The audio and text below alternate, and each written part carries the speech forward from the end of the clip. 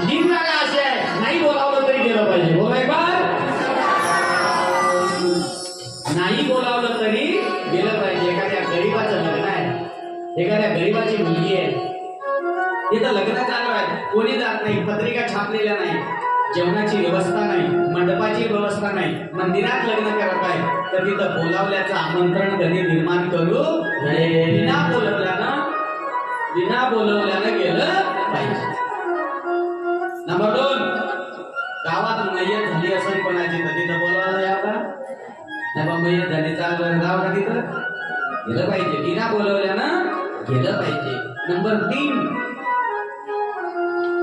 मंदिरात जर एखादा कार्यक्रम चालू आहे, रामकथा चालू आहे, भागवत चालू आहे, भजन चालू आहे, कीर्तन चालू आहे, कीर्तन म्हणा प्रायव्हेटली तुम्ही या आणि कीर्तनाला या, भागवताला या, रामकथा चालू आहे या, बोलवायची गरज आहे का? बोलवायची गरज